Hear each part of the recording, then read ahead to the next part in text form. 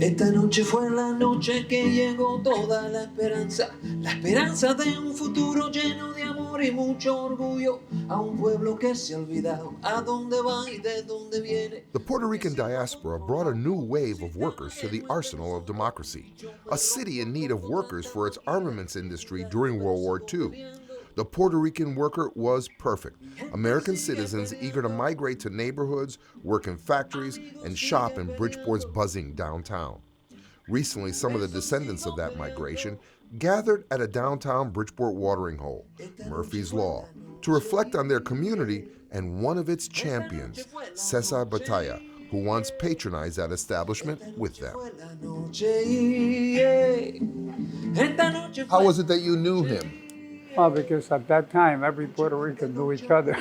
In the city of Bridgeport, people knew each other. Cesar used to come to our house. When we lived on Pembroke Street, he would come to my parents' house.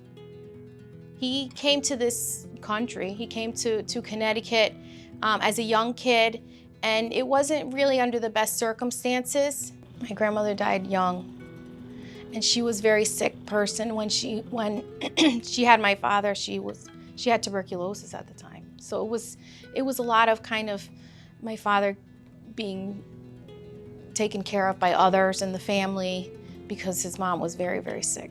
Those experiences would influence a slightly built, empathetic young man from Aguas Buenas, Puerto Rico, where his father had been the mayor. Here in Bridgeport, some of the Puerto Rican neighborhoods his community lived in eventually were torn down for highways or model cities development. The Batallas once lived in Pequannock Apartments, now a dirt parking lot. In Evergreen Apartments, now a supermarket. After attending Bassick High School and the University of Bridgeport, he was drafted into the Vietnam War. He served until he was summoned back home because his mother was sick. She died before he could see her or before she could know the mark her son would make. Soon after, Batalla saw firsthand the effects of police brutality during a 1970s Young Lords Party anti-slum protest on East Main Street. The man who would work for City Trust Bank before taking a job at Southern Connecticut Gas as a community relations director had his eyes really opened when Willie Matos, his new Young Lords Party friend, led a protest against gas company policies. And a lot of people, service was turned off a lot of times in the middle of winter. It was really a cruel policy, okay? And we organized and protested against it. And one of the places that we picketed was a gas company. When you say we, you mean? We was an organization at that time that was known as SPIC, S-P-I-C. Which stood for? Spanish Power and Command. Okay, got it. He was on the inside, but he wasn't involved in anything. That prompted him to get involved. So he recognized your protest and what you were fighting for. And he sort of embraced it, in a way.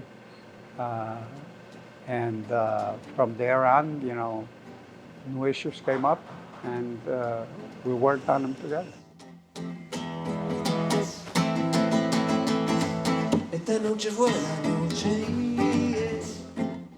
From the 70s to the 90s, Cesar was everywhere, speaking up for people who may not have known the language well enough to speak up for themselves. Cesar Batalla was a fighter. Well, what the hell, his last name means battle, and his first name is synonymous with the leader of battles. Cesar Batalla was a relentless fighter for Puerto Ricans and all underserved communities. During his lifetime, he worked with many social organizations, including the Puerto Rican Coalition, which he led for more than 20 years. All of us were at the Common Council. I can't even remember why, because we went there so many times. And he said to me, go up, go say something. And I went, and I looked at him, I said, what do you mean, go say something? He goes, go ahead, go say something. And so I said, what am I gonna say anything for? Nobody's gonna listen to me. He goes, go say something. And that was how it all began. He pushed me to go say something. She hasn't stopped saying something. He opened up a Pandora's box. He was doing everything. And I remember saying to him, I said, Cesar, why don't you focus on one thing? You're all over the place. And he says, because everything is interconnected. You have to be doing everything, Alma. Wow. And that's the way he was. He had his hand, he touched everything, economics. I remember, you know, trying to get translators at Bridgeport Hospital. You know, the after, you know, trying to get kids back in school. Minorities in the police department. Minorities in the police department, along with Willie and the NAACP. And he was a person that could bring people together, because he had that kind of personality that could bring people together. We were kind of working towards the same goal, but like we were challenging what was called the power system at the time from the streets, and Cesar was challenging them from within. Okay, sort of. We came together on a number of issues. I remember Cesar because as a journalist, as a reporter, you always need somebody to go talk to. Cesar Batalla was always at the top when it came to Bridgeport issues. So I would interview him, like Chichi Rodriguez came to town, the famous golfer. He would take a group of kids to see Chichi Rodriguez. So I would interview him about that or this or that or whatever. One of the organizers of the clinic, Cesar Batalla, says he doesn't expect today's lessons to produce many championship golfers, rather a positive outlook. And this is what we hope that the kids will see, that there are Puerto Ricans that are achieving at the national level, that there are Puerto Ricans that are at all levels, and that there are other role models that they could look up to. He was the suit. He was the suit. And he could go in and talk to the mayor. He could go in and talk to the president of People's Bank. And we could be on the outside yelling and screaming, but he was on our side. And it's like, I don't think they figured it out, but he was on our side. How did he pull that off? He's working for the gas company, and he's the biggest activist in the state of Connecticut. How does that happen? They didn't like that. But they couldn't fire him. No, they couldn't. I think that what he did was that he cultivated the friendship and the help of so many people in the community on the outside that the gas company actually was afraid to touch him. Afraid to touch him. Yeah. Yes. Yeah. I think they were. That makes sense. And he took his chances, and that's one thing that makes him stand out, because we've had other leaders in the community, and we had other leaders at that time, but hardly any of them ever took a chance like Cesar used to take, you know, speaking up and not worrying about whether he was going to have a job the next day. A Nueva York se acercaba un peón de las Marías. Con esperanza decía de un largo día y volver, pero antes me hizo nacer. Lisette Andino had heard from everyone in town about the man who once worked in the now abandoned building at 880 Broad Street. That's because she took the gas company job Cesar once held. You know, he would, you know, kind of go toe-to-toe to a lot of people. And I think at the company, I think they trusted a lot of things that he was doing. If it was going to for the betterment of the community, that's his job. He was a voice that no one in the company had, and they needed that. All the activism did not come without a cost and sacrifices by his family, who had to share him with an entire community. You know, my father was gone a lot. I didn't see him, you know, he was not there for dinner. He was never there for dinner. My mom picked up the slack. My mom was very stable. She was the opposite, you know, she was always there. But we had just understood, it was just the way that we lived, that my father was always going here and there and always at a meeting or going to a meeting or coming back from a meeting. My house phone rang nonstop. I was my father's secretary at home. So I knew that he was definitely a person in the community that people would seek out.